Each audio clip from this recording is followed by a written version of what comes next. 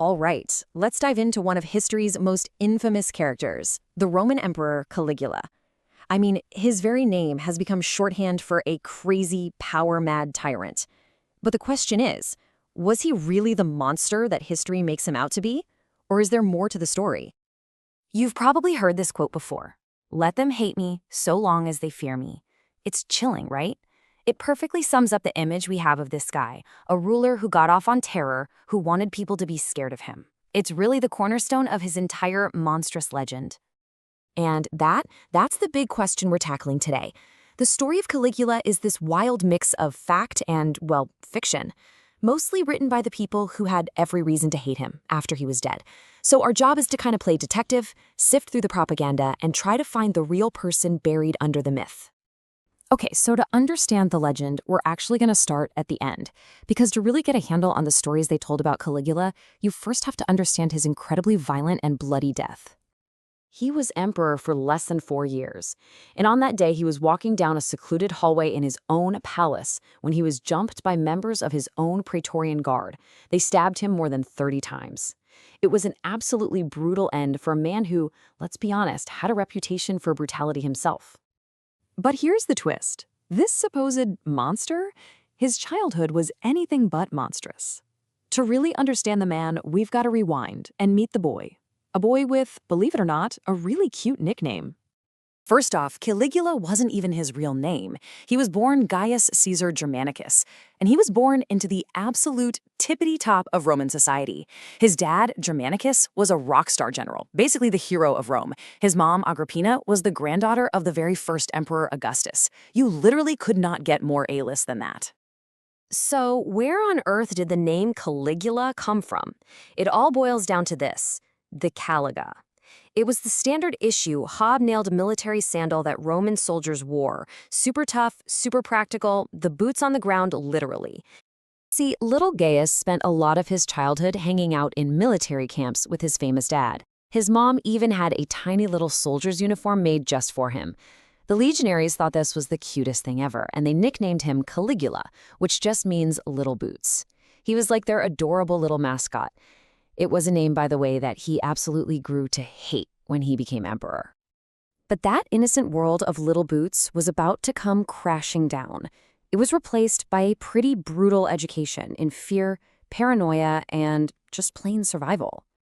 The trauma started young. When he was just 7, his hero dad dies unexpectedly, and everyone whispered it was poison. Fast forward a decade, his mother gets exiled. Then, his 2 older brothers are violently killed. One by one, he watched his entire family get picked off around him. Then he gets summoned to the island of Capri by the Emperor Tiberius, which was basically like being thrown into a viper's nest. This was the dark, twisted heart of Roman power, and it was here, while watching his family be systematically destroyed, that Caligula learned the single most important lesson of his life. Never, ever let them see what you're really thinking. I mean, can you imagine going to a fancy dinner party and seeing a lifelike skull carved out of marble just sitting on the table? For the Roman elite, living that close to absolute power meant your life was always hanging by a thread. It's this perfect symbol of the constant, high-stakes tension that Caligula grew up in. So, it's absolutely crucial we keep that background, that trauma and paranoia in mind when we look at all the wild stories about his reign. The question is, are these stories proof of madness? Or was something else going on? Let's start with the big one, the one everyone knows. He made his horse a consul. Well, the reality is, no ancient historian actually says he did it. They say he threatened to do it, and it was almost certainly a twisted, dark joke. It was his way of looking at the senators and saying, "You guys are so pathetic and useless, my horse could do a better job." It's a savage political insult, not a sign of insanity. And what about all those scandalous stories of incest with his sisters? Again, you look at the sources. No one writing while Caligula was alive ever mentioned it. Those stories only pop up years later, and they probably tell us way more about the anxieties of the Roman elite, their fears about powerful women and messed up family dynasties, than they do about Caligula's actual sex life. So did he declare himself a god? Well, kind of.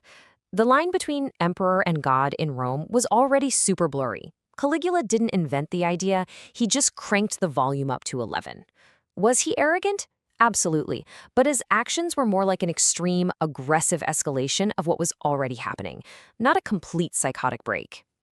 When you look at all these stories together, humiliating senators, wearing slippers sewn with pearls, serving fake food made of gold, it starts to look less like random madness and more like a performance, a deliberate strategy. You could call it a choreography of threat.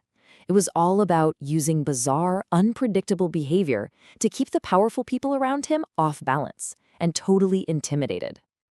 And that right there is why the elite wanted him gone so badly. His performance of power worked a little too well. And that leads us straight to the final chapter, his murder, and the very deliberate attempt to wipe him from the history books. Now, this is a really important detail that gets missed a lot.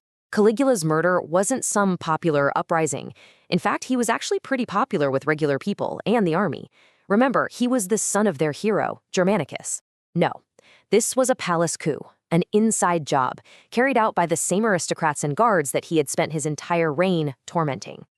So after he's dead, the new guys in charge have a big PR problem. How do you justify killing an emperor? Simple. You launch a full-scale campaign to destroy his reputation. You officially declare him a monster. You start scratching his name off coins, slapping the new emperor's name on his buildings. It was a systematic effort to literally rewrite the past. And this might be the most powerful symbol of what happened. Archaeologists have actually found statues of Caligula where they literally chiseled away his face and recarved it to look like his successor, Claudius. His entire image was reshaped, literally and figuratively, to fit the new story. The Caligula we think we know is in so many ways an invention. Which leaves us with one last, kinda unsettling thought. Caligula was almost certainly a cruel, arrogant, and dangerous ruler, no doubt about it. But the story we have of him was written by the same people who killed him. And it just makes you wonder, how much of history is really about what happened, and how much is about who was left to tell the tale?